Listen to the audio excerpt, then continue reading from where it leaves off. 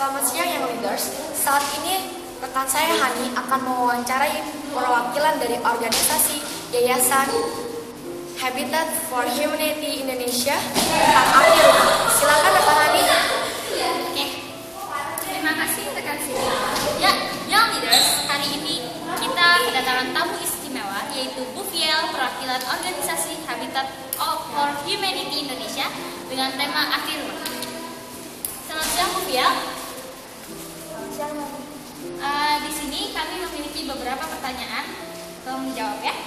Pertanyaan pertama, Ibu Fiel, kalau boleh tahu, sejak kapan organisasi Habitat for Humanity Indonesia berdiri? Habitat for Humanity Indonesia berdiri pada tahun 1997. Oke. Pertanyaan kedua, mengapa organisasi Habitat for Humanity Indonesia berdiri dan apa visi dari Habitat for Humanity Indonesia? Habitat Kemanusiaan Indonesia adalah afiliasi dari Habitat for Humanity Indonesia yang telah menjangkau lebih dari 500.000 keluarga di seluruh dunia untuk memiliki rumah layak huni, sehat, dan aman serta terjangkau. Yayasan Habitat Kemanusiaan Indonesia memiliki visi, yaitu tempat tinggal layak huni bagi semua. Oke.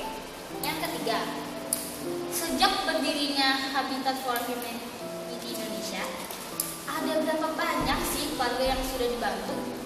Sejak berdirinya, Habitat Kemanusiaan Indonesia telah membantu lebih dari 36.000 keluarga untuk dapat memiliki rumah yang layak.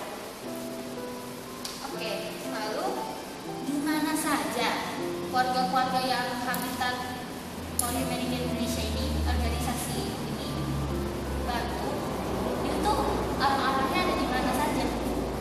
Mereka tersebar di 13 provinsi, yakni Natur Aceh Darussalam, Sumatera Barat, Sumatera Utara, Kepulauan Riau, Lampung, Banten, Jawa Barat, DKI Jakarta, Jawa Tengah, DKI Yogyakarta, Jawa Timur, Bali, dan Sulawesi Utara. Nah, yang leaders, setelah kita mengenal lebih jauh tentang Yayasan Habitat for Humanity Indonesia, kita akan lanjut ke bagian yang paling penting. Ini adalah pertanyaan yang terakhir.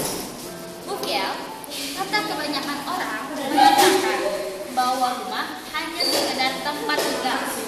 Nah, menurut organisasi Habitat for Humanity Indonesia ini, apa sih arti rumah itu?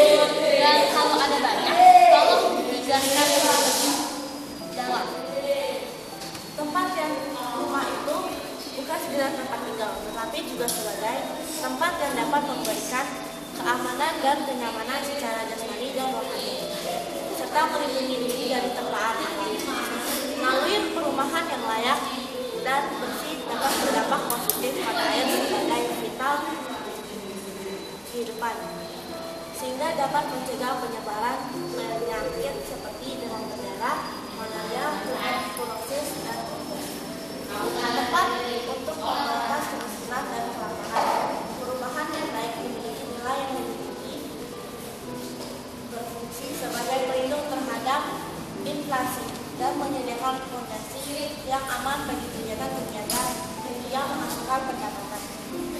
Rumah juga tempat bermain dan belajar mula-mula bagi anak. Rumah yang layak dapat berdampak positif pada pendidikan anak dan masa depan dan sekolah, karena anak yang tumbuh dalam lingkungan positif memiliki peluang yang besar dalam meraih prestasi baik secara formal maupun informal. Terima kasih Bu Fiel.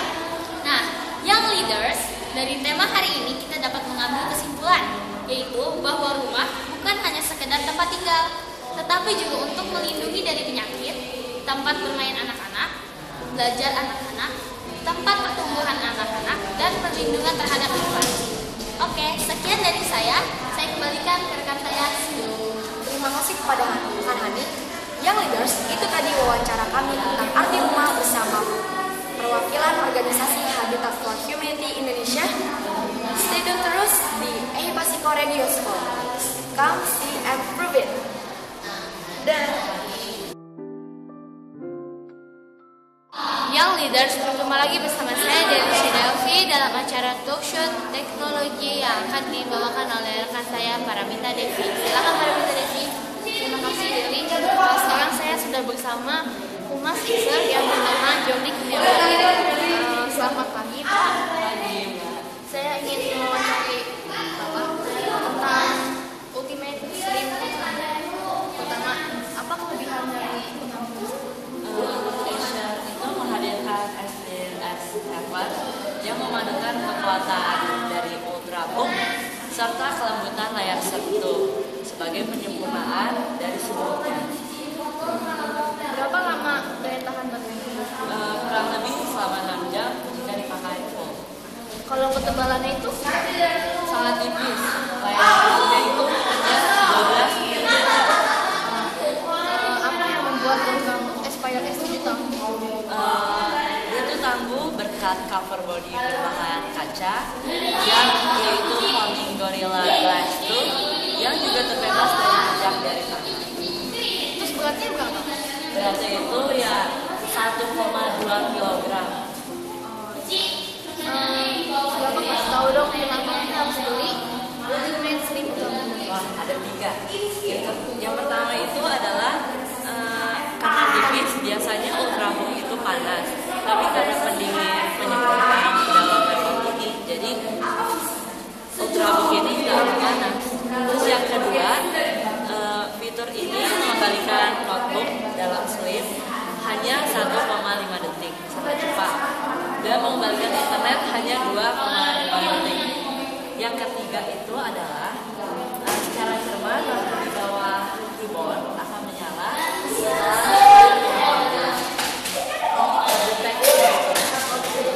Terima kasih Jody atas jawabannya. Nah, tadi kan kita sudah wawancara Humas Iser Jody Kurniawati. Terima kasih waktunya. Kita kembali ke Devi. Ya, terima kasih Paramita Devi. Yang Leaders, itulah acara talk show rekan saya Paramita Devi yang mewawancarai Acer Indonesia Jody Kurniawati. Saya dari Shedelvi pamit dulu. Bye.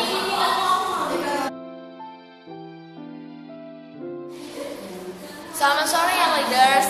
Rekan saya Delia akan mewawancarai Katarina sebagai seorang socialpreneur Indonesia.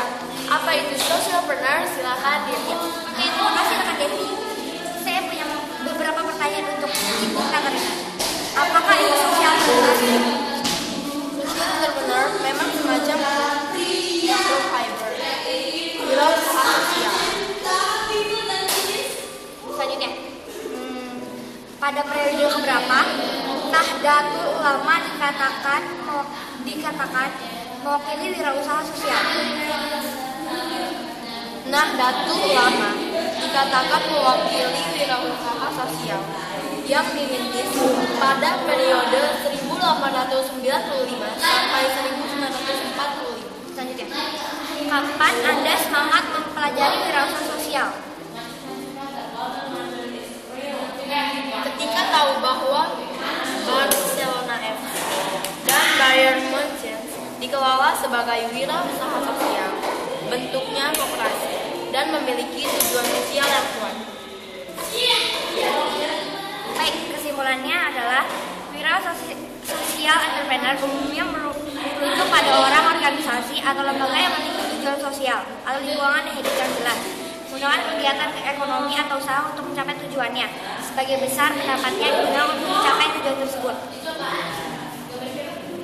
Saya kembalikan kepada rekan Devi. Terima kasih rekan Delia. Yang Leaders, kita baru saja mendengarkan wawancara seputar Socialpreneurship. Saya Dewi pamit undur diri, tetapi Ehipa School Radio School. Dadah.